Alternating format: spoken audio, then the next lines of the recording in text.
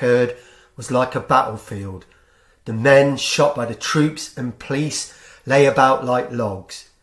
In Chicago that day, 13 people were killed, 53 seriously wounded, 700 arrested. Before the strike was over, perhaps 34 were dead. With 14,000 police, militia troops in Chicago, the strike was crushed. Wrote Howard Zinn in his book, A People's History of the United States. This was the description of the end of the Pullman strike that had begun 70 days before, when 4,000 factory workers downed tools in a wildcat strike. The bloodshed and brutality mentioned in a historical book might seem like a strange marker to begin the discussion, but I want to show that out of defeat can come victory. Out of loss, more gains can be won.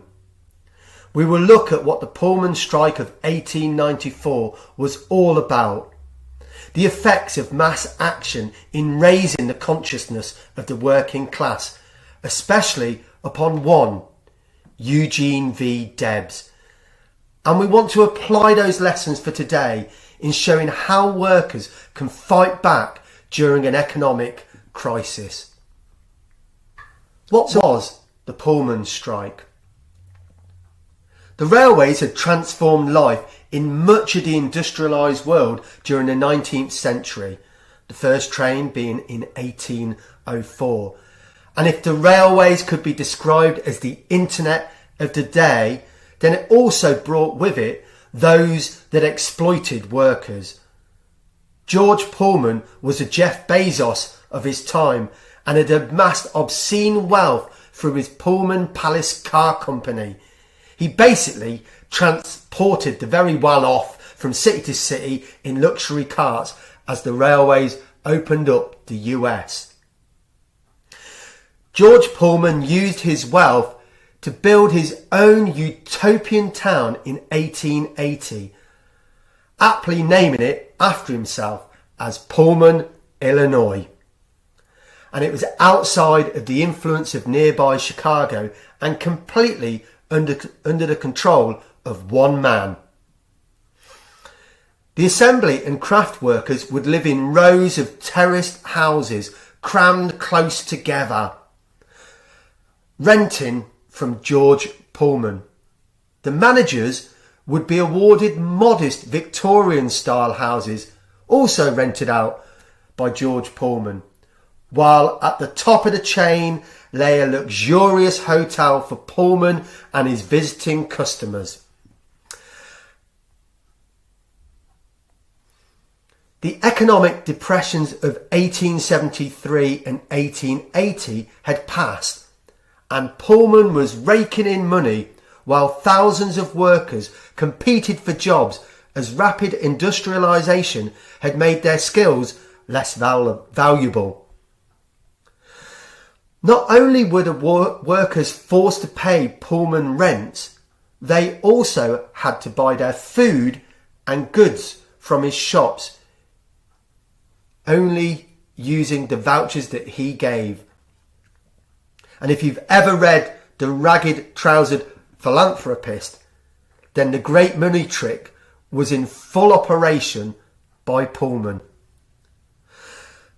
But capitalism has always led to cycles of boom and bust, no matter what former chancellors of the Exchequer believed. In 1893, another nationwide economic depression swept into town. Workers were expected to pay the price in any downturn so Pullman could protect his millions. Hundreds were laid off and wages began to be cut. And yet he kept rents at 100%, causing increased hardship and frustration. Yet class consciousness had been rising in workers, and the very first US strike had taken place in 1877. Ironically, it was also on the railways some 17 years prior. Workers realised they needed to be organised and use their collective strength to change the conditions they were facing. Just 11 months before the Pullman strike began, the ARU, the American Railway Union, was formed, uniting sections of workers. Even though it was incomplete, it was a step in the right direction. Led by a young Eugene v. Debs, who at first was reluctant to back the strike as he thought it was too risky. It might have been the impassioned letter to the ARU from workers that changed his mind, citing 5 wage reductions, including the latest at 28%. George Pullman had looked down on workers and even sacked 2 of the grievance committee when they dared to raise the hardship of wage cuts, refusing to budge or negotiate with the union. With Debs and the American Railway Union on board, the initial 4,000 walkout spread quickly as ARU members boycotted Pullman's carriages. Gridlock followed as the strike took effect. The town of Pullman were behind the strikers, and class unity rang out. Many other workers donating to the strike fund. Remember, these were some of the first of their kind to take place in the US. Capitalists will take any measures it deems necessary to protect its system, even the cost of sacrificing those very people who produce the wealth for them. The General Managers Association, representing the railway owners, agreed to pay 2,000 deputies, and they were sent in to break the strike. But this failed and only made the strikers more determined. The bosses hired mobs of goons. What did that mean? I had to look it up, and one definition said it was a violent, aggressive person who is hired to intimidate or harm people. Kind of reminds me of Trump and his Lost Boys or Pretty Boys or whatever they're called in the last days of his presidency. So bosses actually paid goons to attack and stir up their own workforce. This obviously had an effect. So while Eugene v. Debs was opposed to any violence, anarchy or civil disobedience at this point, it was hard for workers not to respond. The scene was already becoming bloody due to the unprovoked attack on the right to strike and withdraw labour. The intimidation did not break the resolve of the workforce, and so the capitalists ran to the powers of the state to back them up. Now, the President of the United States had become involved as the strike became national. Under pressure from the Bosses Club, the President and the courts were used to grant an injunction in order to stop the strike. Ironically, it was also on these grounds that mail couldn't be delivered. Sounds familiar to the 2019-2020 postal dispute in the United Kingdom. This injunction by the state was meant to stop the ARU delaying mail along the railway. Surely now the strike was over because the President and the court had said so. Not on your Nelly! The mood within the workforce had been shifting ever more militant, often ahead of the union, and they ignored the court injunction and continued with their demands for better pay and lower wages. Debs didn't call off the strike, and the troops were sent in along with the militia, some 14,000 armed men, pointing and firing at point blank range into the striking railway workers. What followed was a statement I read out right at the beginning. A state-sanctioned bloodbath against its own people. The bosses had been unable to starve the workers back to work, so the state shot them in cold blood instead. Eugene v. Debs was imprisoned for 3 months and the strikers defeated, never to return to the Pullman car company, as George Pullman refused to give them their jobs back and threw them out of their homes. So what were the lessons learned and the effects? Well, on the surface, the defeat might seem massive, but this one strike shifted the consciousness of millions of the working class across the US. It showed the importance of being unionised together in workplaces and having a strong militant leader with every battle. And even though this may not have been won, it was better to be standing in unity than on your knees in surrender. The power of the state came down heavily on the workers, leading to the end of the strike. But it raises the question, what would have happened if the American Federation of Labour, the AFL, a bit like our TUC, had backed the ARU and called workers across the country out on strike in solidarity? Instead of one finger being flexed, a general strike across the US could have raised the fist of working class power and shifted who really controls society. It was possible to win. But the American TUC sided with big business rather than the working class. History repeats itself, and I'm sure examples spring to mind where union leaders have betrayed its members. Eugene v. Debs was one of the good guys, an inspirational leader who was balanced in his approach and yet fearless even under scrutiny and pressure.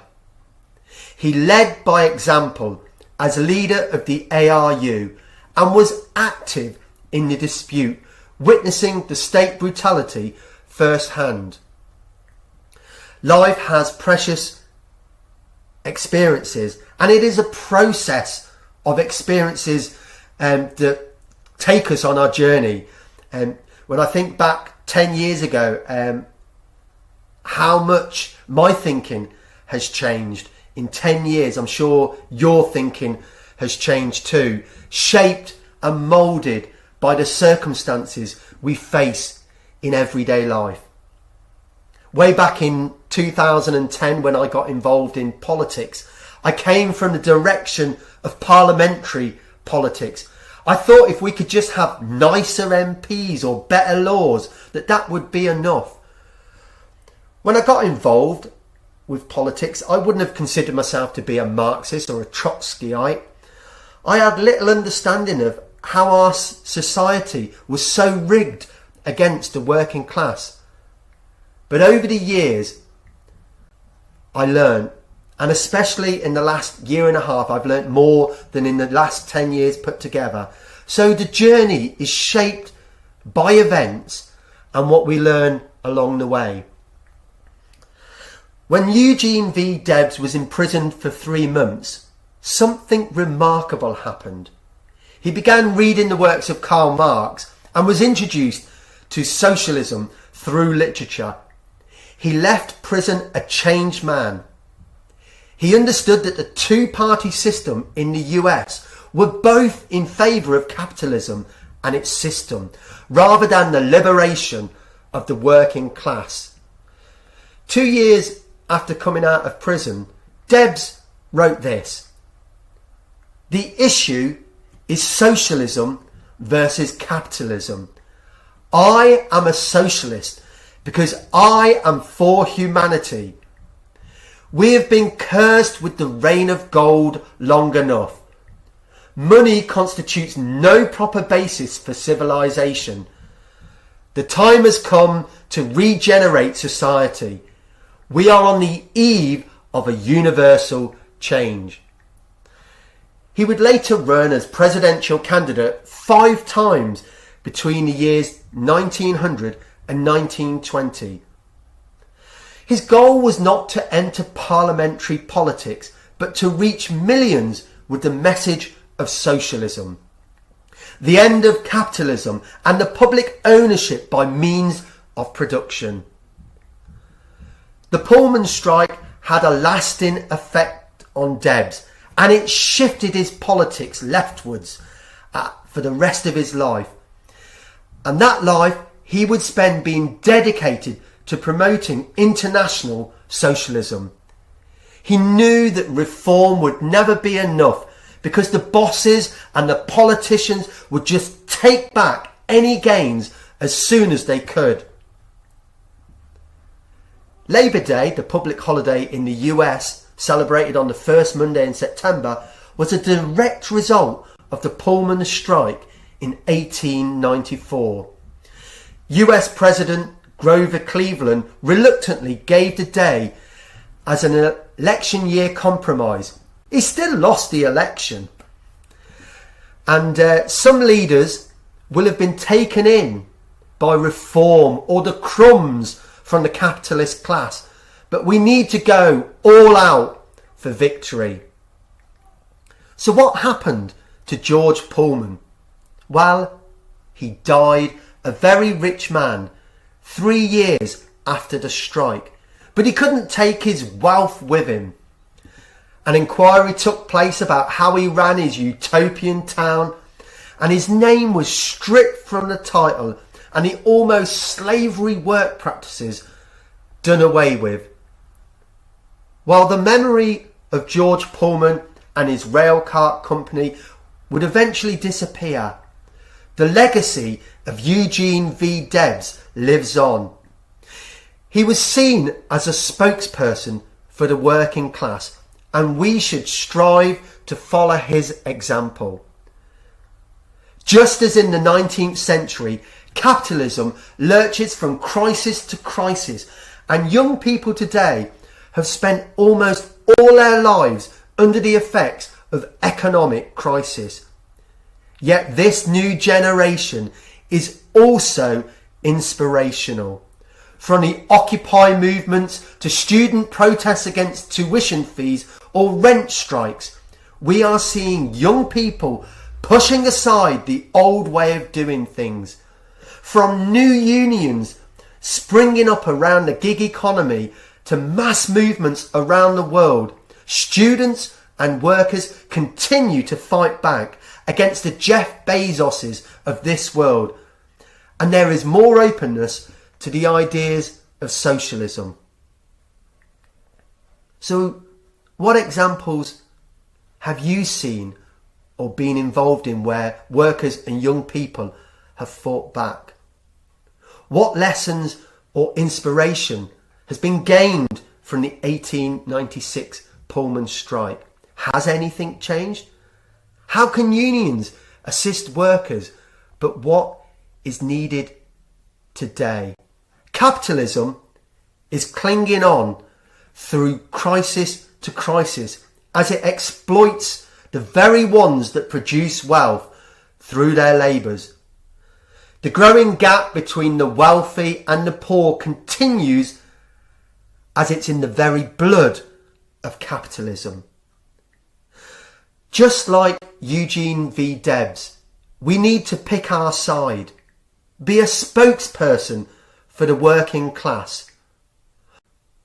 Whilst we may not stand in front of thousands giving speeches, we can be like the socialists in Debs' day, who used meetings, literature, papers and the media available to us in furthering our message and raising the consciousness of the working class to rid themselves of the chains that hold them and for a better world. Be like Debs and make yourself a spokesperson for the working class.